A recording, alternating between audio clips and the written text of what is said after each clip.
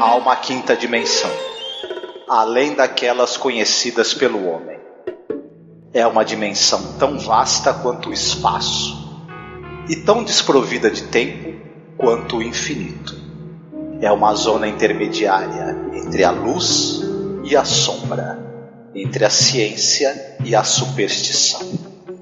E se encontra entre o abismo dos temores do homem e o cume dos seus conhecimentos. É uma dimensão da fantasia, uma região além da imaginação.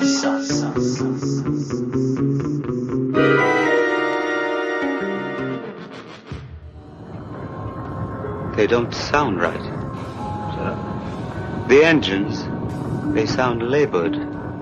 Well, they always sound like that, sir. You get used to it after a bit on this tub. You should hear McLeod on the subject. He's the engineer, you know. He says that these engines was originally designed for Lord Nelson. It's 5 after 12. 5 past 12. 1:15. Beg pardon, sir? 1:15. Something is going to happen at 1:15. Something's going to happen, sir. I don't know. I really don't know. Except 1:15. It sticks in my mind. Generals gathered in their masses, just like witches at black masses. Evil minds that plot destruction, sorcerer of death's construction. In the fields of bodies burning, as the war machine keeps turning. Death and hatred to mankind, poisoning their brainwashed minds. Oh, Lord, yeah. Olá, ouvinte, seja bem-vindo à nossa Zona do Crepúsculo. Eu sou a Angélica. Eu sou o Marcos. Eu sou o Pensador Louco do Teatro Escuro do Pensador Louco. Ô, Pensador, muito obrigada por você aceitar o nosso convite, aparecer no nosso podcast, na nossa Zona do Crepúsculo aqui, né? Muito louca, diga-se de passagem. Aceitar nada, eu tô há algum tempo fazendo um voodoozinho pra ser convidado a participar. Oh, meu Deus. Eu quero que vocês se convidem, viu, pessoal? É muito importante, eu adoro ter gente pra conversar aqui. E é assim que a gente vai descobrindo as preferências das pessoas, né? Das séries clássicas, né? Isso é muito legal, meu amigo. E hoje nós falaremos sobre o episódio The Twilight Zone, Judgment Night. A noite do julgamento, a noite do juízo final, enfim. Episódio foi ao ar no dia 4 de dezembro de 1959. Direção do John Byrne, cara que a gente já falou de alguns episódios bem legais dele aqui. O roteiro é do Rod Serling. E tem ali um elenco ali que é interessante, que a gente estava conversando sobre isso. E choque, né? Tem gente viva, né, do elenco, né, Marcos? O ator nascido em Israel, mas vivia nos Estados Unidos, o Nehemiah Persoff, ele tem 99 anos de idade, está vivo, Nossa. Né? Teve 52 anos de carreira, ele tem mais de 200 títulos no currículo, ele participou de tudo que é série americana dos anos 50, 60 e 70, que você possa imaginar. Em algum episódio tem ele, ou às vezes em vários, ele participou de vários episódios do Playhouse 90, né, e ali ele conheceu o Rod Serling, e enfim, tem atuações muito interessantes em episódios dessa série. Ele tá em muitos filmes, ele é o pai da Barbara Streisand no Yentl, por exemplo, né? Ele participa do Quanto Mais Quente Melhor. Enfim, tem uma carreira muito extensa, tanto no cinema quanto na TV, e ele tem uma atuação simplesmente arrasadora nesse episódio. Na verdade, o episódio depende quase que 80% da atuação dele, né? Maravilhoso, ele carrega o episódio nas costas, assim, o peso emocional do personagem dele é fantástico pro episódio. Sim, sim. Uma outra coisa engraçada é o sotaque dele, né? Alemão, que ele vai variando ao longo do episódio, né? Ele tem hora que o sotaque... E, não sei, outra curiosidade também é que Esse é um dos primeiros episódios em que o Rod Serling teve que fazer mudança no texto. E é bizarro porque que ele teve que mudar. Conta assim que ele, nos primeiros 10 episódios, primeiros 9 episódios, os caras não mandaram mexer em nada. Falaram, tá ótimo, mano. Pode gravar isso aí. Só que nesse episódio tem uma linha do texto em que um dos tripulantes do navio tá tomando um chá. É o navio inglês. Aí os caras falaram pra ele, pô, dá pra você trocar por café? Porque a gente tá fazendo propaganda de uma marca de café aqui, né, na série. O Serling até reclamou disso daí. O jabazinho básico, né? Nessa época a televisão, né, e tal, não nessa época, né, claro, até hoje, né, o jabá é tudo. E esses caras trabalham, antigamente eu acho que até mais visivelmente, né, que tinham programas que tinha a propaganda durante, né, o programa, né, do nada. Sim, eu lembro. Na televisão não faz muito tempo, no Brasil, tu lembra que alguém do nada botava uma Guaraná Brahma? Vai um exemplo, sim. Né, uma Guaraná Antártica. Na novela tinha um negócio, tipo, o que você tá fazendo? Não, eu tô indo no banco tal, porque o banco tal agora tá dando não sei quantos dias sem juros. Era engraçadíssimo. Ai, caramba, realmente. Continua tendo até hoje. Olha nas aí. novelas e nas séries aí, quando se trata, por exemplo, de banco, o pessoal fala o nome do banco que tem conta. É mais barato. Muito bom. Eu acho que o Marcos não tem assistido muita novela recentemente, né, Marcos? Esse merchandising continua, assim, desse jeito mesmo, até hoje. Mas não descarado, acho que não é descarado. O quê? Eu vejo novela, mas... Imagine, descarado mais, cada vez mais. É que às vezes não precisa nem falar o nome do banco, né? Eles compõem a cena, assim, com aquele letreiro gigantesco no banco atrás, assim, então fica bem subjetivo, né? Os caras chegam no nível do personagem ser atropelado, os caras falaram, eu fui atropelado pelo modelo novo do carro tal, não arranhou nem o para-brisa. Nem o para-choque. Excelente. Bom, então, o episódio de hoje é um episódio que ele vai ter uma temática, assim, que ele propõe, assim, uma reflexão referente à guerra, né? Você se colocar no lugar do outro, né? O Marcos falou muito bem aí desse personagem, desse ator, né? Que ele ainda tá vivo, o Nehemiah Persoff, né? Que ele realmente é o episódio, vamos colocar assim, claro que precisa de todo o background, né? Esse diretor, ele é um gênio, né? O que ele construiu aí nesse episódio aí para dar essa sensação meio de claustrofobia, né? Por causa da neblina e tal. É muito legal, né? Todo mundo comenta que esse é talvez um dos diretores mais injustiçados, porque as técnicas dele, assim, para construir junto com o roteiro narrativa são muito boas, sabe? Esse John Brain, né? Então, acho que vai valer muito a pena e com certeza, ouvinte, se você não assistiu, você vai gostar demais. O diretor até, as coisas que ele faz para poupar orçamento, como usar a névoa como premissa para não mostrar tudo o que está acontecendo, os tiros disparados, os danos causados em determinado ponto do episódio, em que não dava para mostrar porque o orçamento era limitado, e ele usou a névoa para a pessoa deixar subjetiva na cabeça o que estava acontecendo ali. Sim. Isso aí, sabe de quem que eu lembro? Eu lembro daquele filme de terror, aquele Os Outros, né? Que a névoa também ela é muito utilizada dentro da história para mostrar o quão presos eles estão ali naquela situação, né? E quando as coisas se abrem, você tem todo aquele, né? Plot twist, né? E tal, né?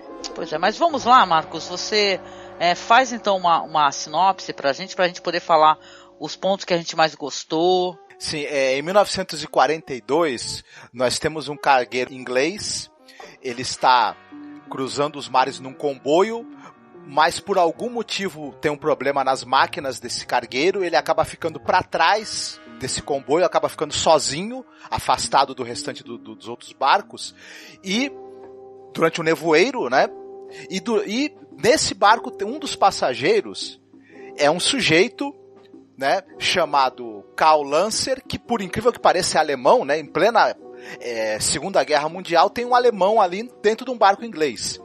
Esse cara, ele tem um pequeno problema que ele não lembra quem ele é, o que ele está fazendo ali, como ele chegou naquele barco. Ele sabe apenas o nome dele, ele sabe que ele está há pouco tempo na Inglaterra, há pouquíssimo tempo, e ele não lembra de mais nada. Porém, à medida que o dia vai avançando, ele começa a ter uma forte sensação de que alguma coisa terrível vai acontecer.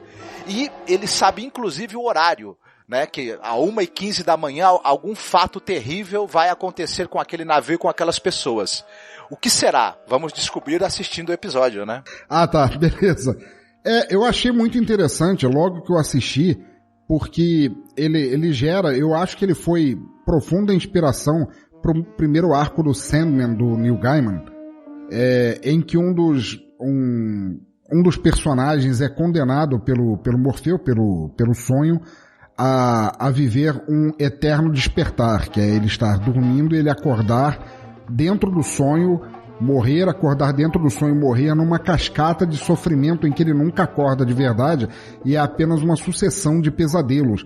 E eu achei muito legal ver uma raiz dessa história nesse episódio, que é muito legal você imaginar o Sr. Lessner, ele tá ali no... Você não imagina de onde ele vem no início do episódio, o que é que ele está fazendo e tudo mais, e ele é convidado a comungar ali, a confraternizar com os outros passageiros do navio, e você tem uma noção muito clara dele, ao mesmo tempo, não saber o que ele está fazendo ali, ele está vivendo como é a situação, uma situação de sonho, e ao mesmo tempo dele ter noção de coisas que ele não deveria saber sendo um passageiro daquele barco, como quando ele fala das especificações ou dos métodos de batalha dos submarinos alemães e tal.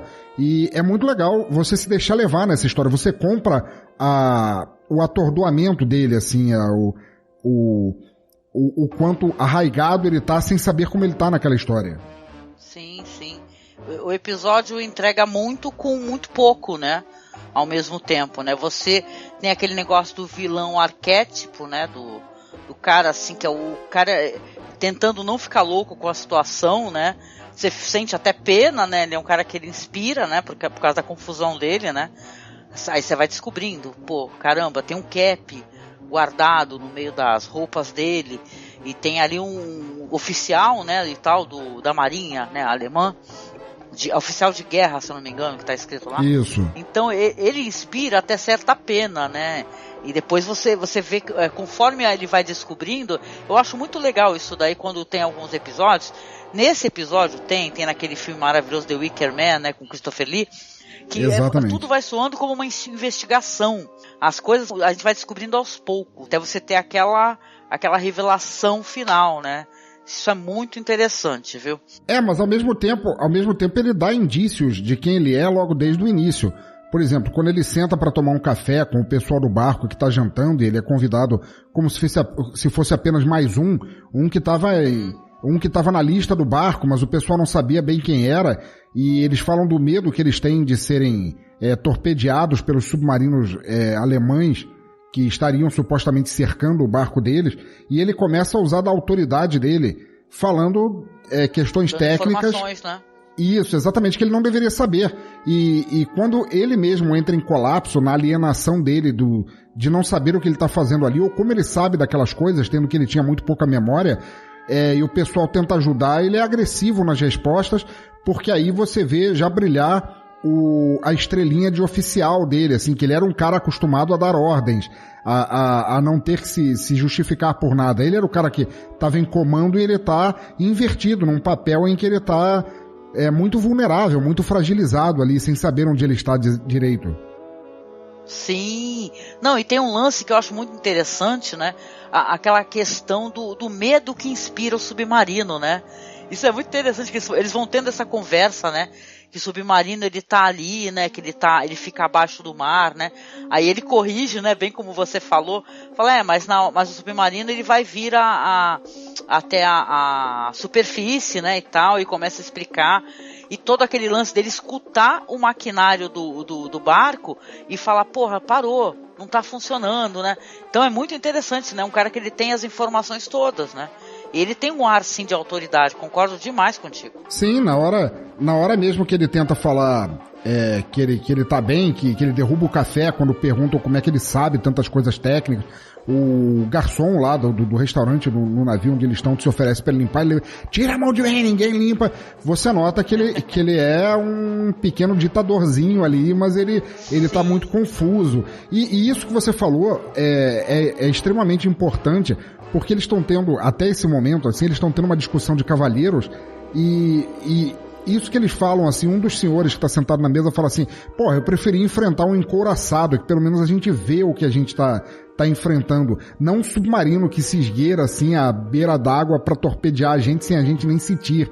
Eu queria ver uma batalha de verdade, não um ato cruel e covarde de ataque sem a gente saber o que tá acontecendo, que de certa forma reflete o que ele fez, né? Na terceira temporada da série, acho que é uma coisa interessante de falar, essa mesma ideia de você, numa situação de guerra, você ser colocado no lugar do inimigo, né, no lugar da sua vítima, foi depois retomado num episódio famoso que chama Quality of Mercy, em que o Jim Stockwell, ele é um tenente, e eles estão ali com o exército americano, ele tá cercando uma força de soldados japoneses que ela tá numa posição desfavorável, e ele ordena uma investida para massacrar os caras. Ele troca, na história ele por motivos mágicos, enfim, aquela coisa do além da imaginação, ele acaba trocando de lugar com um soldado lá japonês também, que observa o capitão ordenando que eles não se rendam e lutem até ser todos massacrados. E ele se coloca no lugar do inimigo que vai ser atacado sem dó. Então isso é meio que retoma, né? Esse tema é retomado depois num episódio muito bom que a gente vai falar dele no futuro, né? Muito bom, é tipo um exercício de empatia, né? Você realmente ser colocado da posição de algoz na posição de vítima, né? Isso. Eu até estava conversando com o Marcos, né?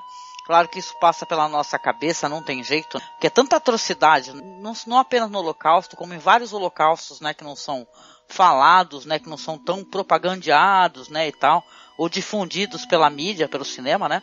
Como é que seria essas pessoas passarem pelo mesmo que fizeram os outros passar, né? Imagina os caras lá numa câmara de gás, né?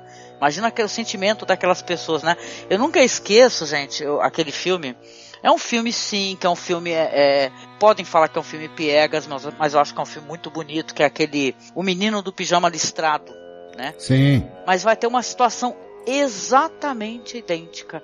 Vai ser assim, você perpetra, né, uma coisa terrível, uma crueldade, né, e tal, só que parece que você tem ali a sua família perfeita, mulher, filho e tal. Como é que é isso? Você sentir na carne o que é alguém perder um filho, perder uma mãe, né, e tal. Então o filme, eu lembro que a primeira vez que eu assisti, fazem muitos anos, eu fiquei muito em choque, né, mas aquelas cenas finais do filme, aquilo é de partir o coração, né. Sim, mas aí verdade. Você pensa, caramba, né, quantas crianças, né, que elas foram dizimadas, né, na chegada, às vezes elas nem ficavam lá, né, elas na chegada já eram detonadas, né, então... Isso é um exercício... infelizmente militar, psicologicamente militar, que existe no mundo até hoje, de você conseguir se distanciar do alvo que você está atacando por você não vê-lo. Assim como teve, eu não vou lembrar o nome exatamente, aquele exercício de uma faculdade estadunidense em que eles pediam para a pessoa ir lá e apertar um botão e que a outra pessoa estaria tomando eletrochoques. E tudo que a pessoa recebia de feedback do botão que ela estava apertando eram os gritos do outro lado da sala, que eram gravações. Aquilo não era um experimento real. Não sei se você já ouviu falar desse experimento. Falar. Sim, o pessoal gostou e teve gente que pegou gosto e lascava o dedo, né? Doidado. Exatamente. Então é toda uma formatação mental que os militares usam muito, assim, que se você não vê o alvo, você não está matando pessoas, você só está apertando um botão. Se você vai bombardear um navio, você não está vendo as mulheres ou idosos ou crianças, se fosse o caso, que você estaria matando. Você só está apertando um botão que se resume ao que você tem que fazer de trabalho, de meta tua como militar. E isso é bem terrível, né? Mas você sabe Sim. que andou tendo uma discussão nas Forças Armadas Americanas, a utilização de drones para abater inimigo à distância. Os soldados estavam ficando extremamente desconfortáveis com o fato de abater um inimigo sem dar chance a ele de reagir. Então muita gente estava se recusando a usar os drones, né? Olha só. E tal. E isso me lembrou também uma coisa que a Angélica estava falando de você, sobre essa coisa da vítima e o algoz trocarem de lugar. Lembrou de outro episódio, na terceira temporada, também do Além da Imaginação, tem um episódio em que um carrasco nazista, ele vai visitar o campo de concentração, né, as ruínas do campo, né, que virou um lugar de visita de turistas e tal. Enfim, que as pessoas vão até lá para relembrar, né? E os fantasmas das pessoas que ele executou aparecem e fazem um julgamento dele e o enforcam, só que isso vai ser repetido por toda a eternidade. Olha, muito legal. Isso tem ecos até naquele filme clássico, que é o Julgamento de Nuremberg, onde os oficiais do alto escalão nazista falam que eles não viram nenhuma dessas atrocidades acontecendo, porque só o que eles mandavam era executar a ordem, então para eles isso não acontecia, eles só estavam burocraticamente cuidando daquilo. Nenhum deles, enquanto ser humano, foi tocado pelas consequências do que eles estavam assinando, né? Esse episódio tem uma coisa muito interessante também que eu achei. É uma coisa curiosa, você tem esse negócio de quando alguém entra na cabine no início do episódio, a luz apaga. Então você já começa verdade. a ter uma indicação de que alguma coisa ali tá errada ou tá fora do lugar. As pessoas todas do navio são muito empáticas com o Lancer. É uma coisa interessante, ele é um alemão ali, as pessoas, por mais que elas fiquem desconfiadas da presença de um cara que ele mesmo fala que nasceu em Frankfurt, elas não o tratam como um inimigo, elas se preocupam com ele, elas se preocupam com a condição de saúde dele tá lá nervoso, com perda de memória, então todo mundo é muito afável e muito empático com ele. E isso acaba reforçando o desespero dele de não querer que aquelas pessoas morram. E acho que quando ele percebe que ele é o mandante da morte delas, isso aí pra ele é realmente, ele se quebra enquanto ser humano, né? E passar por isso pela eternidade vai ser algo muito, muito terrível, que é o que aquele soldado, né? O soldado alemão ali perto do final? Fala pra ele, a gente matou mulheres, crianças que a gente não conhecia, não eram militares, a gente merece essa punição pra sempre. Sem aviso, né? A gente matou eles sem aviso, a gente simplesmente chegou atirando. Aliás, é feito, esse oficial, quem vive ele é aquele ator, o James Franciscus, bem novinho, né? Eu quase não reconheci, inclusive, ele... Caramba! Ele quando ele ficou mais velho, ele ficou bem mais magro do que ele era, o rosto dele mudou um pouco, né? Enfim... Ai, caramba, eu achei um tremendo episódio, cara. Ele propõe essa reflexão do que a gente estava conversando aqui, né? Se colocar no lugar, né? Eu acho que a gente vive uma época assim, com uma ausência absurda de empatia, sabe? De ridicularização, sabe? De defesa de gente horrorosa, sabe? Pra falar o que pode. Então é legal ele tentar se colocar no lugar do outro, né? Eu acho que a gente tá vivendo essa época agora, assim.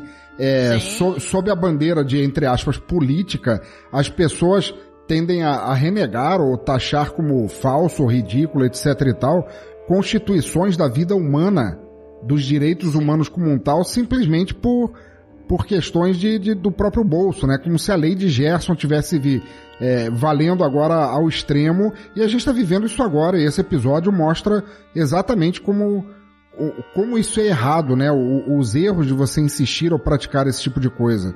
Cara, a história é uma coisa cíclica mesmo, né? Porque a gente às vezes vê as coisas horrorosas que aconteceram no passado e as pessoas esquecem, né? Por falta de se informar, por falta de tentar. Sabe porque, a gente tem internet ao nosso favor, né? Não apenas contra a gente, né? Mas ao nosso favor, né?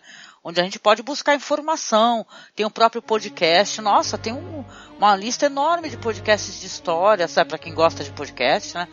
Então eu acho muito esquisito as pessoas ficarem relativizando, sabe, ou fazendo algum revisionismo, falando que isso ou aquilo não aconteceu, que não foi bem assim, sabe, isso é tão perigoso, né? Então isso tem a ver até inclusive com a minha recomendação. Mas assim, basicamente é um episódio que eu achei bem legal, interessante pra caramba. Diz que tem até uma referência com o filme do Hitchcock, né? Esse negócio do uso da neblina e tal. Ah, sim, né? sim, com certeza. Eu não lembro o nome do filme agora de cabeça, né? E tal. A neblina foi usada como recurso para eles esconderem um pouco as deficiências da cenografia, né? Que não dá para ficar reproduzindo perfeitamente deck de navio com todos os detalhes numa série, e serviu também como um elemento de mistério, né, e de criar um clima de tensão, de imaginação, até de suspense, de terror. Então resolveu um problema técnico e funcionou como recurso narrativo. Parabéns. Um recurso dá um ambiente pesadelesco, se é que essa palavra existe, assim, pra série. Eu achei muito legal. Então, vamos lá para a sessão de recomendações. Que você recomendaria, meu querido pensador? Olha, eu espero que você, ouvinte, assista esse episódio, porque é um episódio realmente fenomenal. O ator principal, olha, um cara com uma carreira extensa, ele realmente passa a emoção em cada olhar dele. Você percebe como é estar no papel de uma pessoa perdida, alienada de sua própria realidade, num clima de puro pesadelo. E eu queria recomendar um livro de uma escritora que eu gosto muito, ela infelizmente já faleceu, que é a Marion Zimmer Bradley, que é uma escritora feminista maravilhosa, eu gosto muito dos livros dela, e ela tem uma série de fantasia, uma espécie de Game of Thrones ou de Senhor dos Anéis dela, que é a série Darkover, não sei se a Angélica ou o Marcos conhecem. Essa não li, não cheguei a ler. É uma série de vários livros sobre um mundo chamado Darkover, que ela criou, e cada livro se passa naquilo, ela, assim como Tolkien e tudo mais, criou uma geografia, uma história, uma zoologia, etc, para aquele mundo. E são várias histórias passadas naquele mundo. Tem um dos livros, chama Dois para Conquistar, que, sendo uma fantasia medieval, como a gente entende medieval, é uma história bem Conan, assim, sobre um cara que era um guerreiro, assim, das planícies daquele mundo, que dominava castelos, pilhava, matava, estuprava, assim, impunemente em todas as situações que ele podia, porque ele era o Conan, que todo mundo idolatra e tal, um pirata, assim, um conquistador, por assim dizer. E em determinado ponto da história, tem um outro reino de um cara que ele é tipo a antítese dele, que é um cara empático, um cara que se coloca no lugar do outro, etc e tal, e em determinado ponto eles são trocados de corpo. Historicamente, para reviver o histórico de cada um, eles são trocados de corpo. Então o cara que é o bárbaro, o cara que era o suposto brucutu, herói da série, ele passa a ver cada homem que ele estapeou, cada ordem injusta que ele deu, cada mulher que ele estuprou e tudo mais, e ele passa a reviver isso até entender o que é a empatia de pensar no outro como uma pessoa e não apenas como um número a ser abatido. E é um livro muito legal, é da série Darkover, chama Dois para Conquistar. Eu gosto muito desse livro. Ai, não, eu vou ter que providenciar. Sabe como é que é? Eu namoro o livreiro aqui, vou começar a apertar ele já. Então, a série Darkover, o livro mais famoso da Marion Zimmer Bradley é o Brumas de Avalon, que é um excelente livro, mas muito bom. O pessoal que é fã mesmo dela, que leu o resto das obras dela, muita gente fala que o melhor dela é a série Darkover, na verdade, né? Com certeza, muito bom. Eu tô chocada, eu quero muito ler agora, porque eu li As Brumas de Avalon, eu li o livro, eu assisti aquela, eu não sei se saiu como minissérie, eu não tô recordando, eu acho que saiu como minissérie. Saiu, era a Julia Ormond fazendo o papel, né? Não, Julia Ormond não, eu acho que era essa que fez The Good Wife, esqueci o nome dela. Eu acho que era a Julia Ormond, a Juliane Margulies. Isso, ela fazia essa personagem, né? A Margose, não era? Era Angélica Houston. Isso, então, não, mas eu acho que era a Julia Ormond. Eu posso estar enganado, eu já sou meio idoso e tal. Agora, porque que elas são até um pouco parecidas fisicamente. Nas Brumas de Avalon é a Julia Ormond, se eu não me engano. Olha aí. Eu tô dando um Google aí só pra poder, já os dois erraram, adoro! Não é a Julia Ormond, vocês estão confundindo porque tem um filme com a Julia Ormond que ela é a rainha, entendeu? Do Rei Arthur, a Guinevere. Esse daí é essa mina do The Good Wife, ela faz a Morgana, a Morgana. Isso. E tal, né? Mas de qualquer maneira, gente, amo de paixão. Faz tantos anos que eu li, gente, deu até uma saudade da minha juventude agora tão forte. Mas eu quero ler muito essa série aí. Darkover. É a Marion Zimmer Bradley, né? Isso mesmo. Ela é maravilhosa, gente. Muito boa a tua recomendação, viu? Adorei. Recomendação de filme, assim, essas coisas tu não tem. Por enquanto, só livros. Recomendação de filme, deixa eu pensar um que tenha... Cara, eu vi um filme, não sei se vocês assistiram, que, de certa forma, assim, tangencialmente, beira isso, mas eu queria recomendar o Triângulo do Medo. O Triângulo do Medo. O Triângulo do Medo é um filme que pode ser tocante nisso, né? Ela tá revivendo aquilo várias e várias vezes até ela consertar a sua própria personalidade fragmentada e anti-empática, por assim dizer, né? É um filme muito legal, que ela vai... São várias camadas e camadas de decepção que ela mesma criou para ela descobrir o quão errada ela estava quanto a si mesma e ao filho que ela tinha e tudo mais, que ela tinha construído um ideal dela como uma mulher apaixonada pelo filho e compassionada pela vida e tudo mais, e que na verdade você vai vendo que é o contrário. E ela entra num espiral quase sobrenatural de repetição disso, até ela reconstruir a história dela e ver que ela não era tanto assim, né? Tão isenta de pecados, né? É bem legal. Eu tenho que fazer a revisão. Poxa, faz muito tempo, hein? Que boa recomendação, viu? Nossa, que loucura, adorei. Obrigada, meu amigo. E você, Marcos, qual que seria a sua recomendação? Eu queria recomendar um filme e um livro. Eu vou começar pelo livro. É o Trilogia de Nova York, do Paul Auster. É um livro que eu adoro, gosto muito. E são 3 histórias de caras que são contratados como detetives para ficar seguindo determinados caras que estão prestes a cometer algum crime, só que ao longo desse processo em que eles estão seguindo e observando e vigiando esses caras, eles vão aos poucos trocando de lugar com o cara, vão absorvendo como por osmose a personalidade desses caras e se transformando neles. Olha só, interessante. Isso poderia ser um spoiler, né? Falar assim, caraca, tu acabou de entregar as histórias, na verdade não é um spoiler tão importante, porque o barato dessa história é o processo que leva a isso, não o fato em si. Vale muito a pena ler, então. Tem publicado no Brasil, tem mais de uma edição, é fácil de encontrar. E o filme é Os 3 Enterros de Melquíades Estrada, né? O filme dirigido pelo... Olha, muito bom. Ai, que foda, a gente tem um podcast, viu, gente? É maravilhoso, muito bom. Uhum.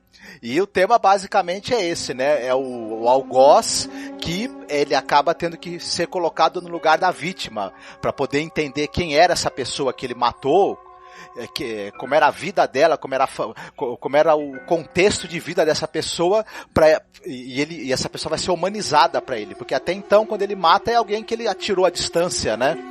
Enfim, e o filme é muito bonito. O Tommy Lee Jones, ele, falando rapidamente, a gente tem um podcast sobre isso, quem quiser acessar o Masmorra Cine e escutar. Ele é um cara que ele é um fazendeiro, e ele tem na fronteira com o México, e ele tem um cara que trabalha para ele, o Melquíades, que é um mexicano, é um imigrante e amigo dele, além de empregado, é um grande amigo dele. E um guarda de fronteira acaba assassinando o Melquíades e escondendo o corpo. O Tommy Lee Jones vai pegar esse guarda, vai sequestrar o cara, vai obrigar o cara a desenterrar o Melquíades e levar o corpo dele para ser enterrado na cidade onde ele nasceu. E nisso o cara vai ter uma viagem ali dele tentar ter uma redenção, né? Descobrir como é que foi a vida desse cara que ele matou, como é que era o contexto cultural desse cara, entrar um pouco na história desse sujeito que ele matou de maneira tão fria e para que ele não deu importância nenhuma para a vida dessa pessoa. Vale muito a pena assistir. Pô, muito bom, conheço não, vou procurar o livro. O filme eu já assisti, mas o livro não conheço não, vou procurar. Tem até um documentário, gente, isso daí porque é uma história verdadeira, baseada numa história real, né? Quem for lá escutar o podcast, cara, porque é uma história terrível, sabe? E é muito, muito bem lembrado pelo Marcos, você se colocar no lugar do outro, né? Entendeu? Quando você mata e você acha que pode matar impunemente, né? Se você não ficar impune disso, né? Porque o que ele faz não é apenas uma vingança, né? Ele vai fazer e colocar literalmente os sapatos do cara que ele matou, as roupas, entender como ele viveu, sabe? É muito, sabe? É você humanizar totalmente uma pessoa. Eu terminei chorando tanto nesse filme, é muito emocionante mesmo, muito bom. Bom, na minha recomendação aqui, eu vou trazer logo uma cacetada, porque eu acho que, não sei se muita gente acessou esse filme pra mim, ele continua muito atual, ele não é um filme antigo, mas ele cada ano que passa, desde o lançamento dele, ele continua cada vez mais atual e mais necessário, né? Eu lembro quando eu assisti esse filme, que saiu pela Netflix, que é chamado Ele Está de Volta, né, que é um filme que ele tem um tom meio humorístico, né, e tal. É meio humor negro, assim, né, que conta a história assim, uma história fictícia, né, claro, e como se Hitler do nada acordasse, né, na época em que nós vivemos hoje, né. Só que ele acorda e fala, porra, né, então, como é que tá esse mundo? Primeiro ele se surpreende, depois aos poucos, tô sendo bem breve aqui na minha sinopse, né, ele vai conseguindo arrumar seguidores, começa a fazer um documentário com ele, e o mais assustador nisso tudo, porque aparentemente nesse filme as pessoas que foram pró entendeu? Ou incentivaram ele, não eram atores, né? Então é um filme que ele vai mostrar que o cara, vamos supor, se o cara viesse hoje com as mesmas ideias, viu? Genocidas e tal, né? Eugênicas, ele ia conseguir novamente seguidores. A gente sabe como é que tá a coisa no Brasil, no mundo, né? O conservadorismo, né? O que a gente estava conversando de falta de empatia, as pessoas realmente, elas acabam comprando esses discursos, né? Então esse personagem nesse filme, o Hitler, que na verdade não é um personagem, é o próprio Hitler, ele vai começar a utilizar o quê? A tecnologia, os programas de editório, as mídias sociais, o YouTube, cada vez angariando mais e mais pessoas que concordam com as afirmações absurdas dele, né? Então o próprio cara, que é o primeiro que descobre ele, também vai começar a perceber horrorizado o que a nossa sociedade é capaz, né, de fazer retornar e de fazer crescer novamente. Então, na verdade, esse filme é muito bom. Eu não sei se ele se encontra disponível na Netflix, sabe? Mas se ele não estiver na Netflix, faça por qualquer meio para assisti-lo, que ele vale muito a pena se você não assistiu. Ele, cara, é um filmaço, assim. Um filme que pela comédia, pelo humor, né, de certa maneira, tem muito humor, tem muito ridículo no filme, né? Você vê o quão horrorizante que é a nossa sociedade, né? 2016, hein, o filme, vê só, gente. Tá em 2019. Ele tá cada vez mais atual, assustador, cara. Eu vou procurar, não conheço, realmente fiquei interessadíssimo, vou procurar. É legal que você estava falando isso, e na contraparte disso eu estava lembrando de uma história do Garth Ennis, que é um escritor irlandês que eu gosto bastante de quadrinhos, em que ele faz a contraponto disso, que tem uma história dele em que o diabo vai se confessar para um padre, e que entre as ladainhas que o diabo fala para o padre, ele fala que a volta de Jesus, na verdade, não ia acontecer, que ela já aconteceu várias vezes, que uma vez em cada geração Jesus aparecia esperando que a humanidade tivesse aprendido alguma coisa, e que ele sempre terminava fudido, não necessariamente crucificado, mas fudido, torturado, morto, largado a esmo, e que ninguém nem prestava atenção. Então que, da primeira suposta aparição dele, ele ainda teria deixado um legado maior do que nos tempos modernos, onde ele acontecia e chegava e tentava pregar a mesma palavra de paz, e o pessoal sequer dava mais atenção. O pessoal estava tão ocupado por pregações bíblicas que não dava atenção para ele, e ele acabava se fudendo da mesma maneira. É bem interessante a história. Chocante, né? Interessante. Não conheço essa história, vou dar uma procurada também. Eu gosto muito do Garth Ennis. Marcos também, né, Marcos? Ele é tapa na cara legal, né? Gosto muito, sim, sim. E essa história da confissão do demônio é uma das melhores do John Constantine. Eu gosto muito dessa história. Sim. É que ele fala assim, olha só, o diabo fala pro padre assim, aposto que você não ia imaginar que Jesus renasceu com rastafares, fumando ganja, loucão no meio do pessoal e pregando a paz. E como sempre, ele vai embora, morre e vai embora e deixa as coisas piores do que ele encontrou. Caramba, muito bom, muito bom. Mas olha só, chegando aqui ao final do nosso podcast, eu quero agradecer aqui a primeira participação do nosso amigo Pensador, que é pensador louco, mas não tem nada de louco, tem muito de são.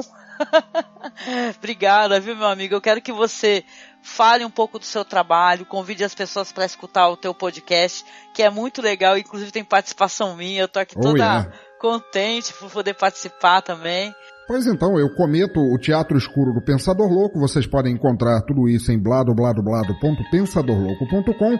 Tem podcast falando sobre músicas que vocês nunca ouviram porque são muito fora do esquemão, mas vale a pena ouvir, sobre audiodramas de autores em ascensão no Brasil, que vale muito a pena escutar, e sobre filmes que às vezes nunca foram lançados no Brasil e valem muito a pena ver.